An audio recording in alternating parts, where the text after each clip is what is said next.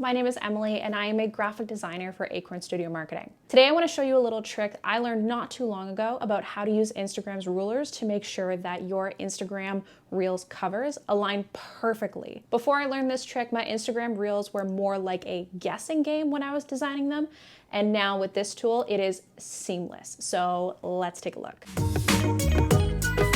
So if you've been following along with Acorn for some time, you will recognize this template. This is Garden Grows, which is Acorn's demo brand. So normally what I used to do when creating Instagram Reels covers is I would pretty much guess where the center was. Canva does provide some templates to let you know where a center was, but I wouldn't always necessarily know how high or how low I could go. So now one of my favorite tricks is to use Canva's rulers to help me out. And here's how we're gonna do that. So first off, I am going to put in a square.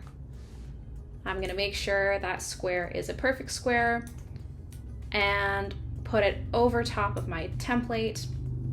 And we're gonna use this as a starting point. Now what I'm gonna do is go up to File, View Settings, Show Rulers and Guides.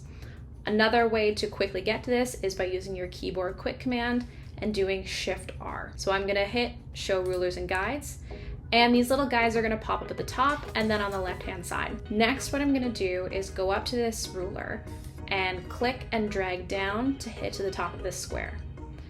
And I'm gonna do that one more time to the very bottom of the square. Now I'm gonna delete this square. The square is gone, but the grids are still there.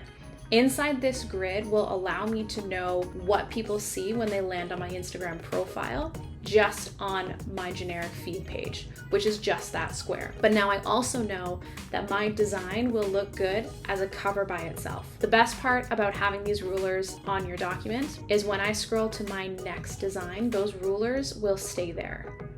So I really only need to do this once. And then another great part of this feature is that when you export your designs, those grids will not show up. If you're not feeling your guides and they are distracting you, you can hit your quick command on your keyboard or Shift R and get rid of those grid lines. If you accidentally hit Shift R, you can hit Shift R again, and those grids will come right back. Thank you for watching. I hope you learned something new about Canva today. If you liked this video, be sure to subscribe. And if you'd like to see more Canva tricks or learn more about social media or marketing, leave a comment below.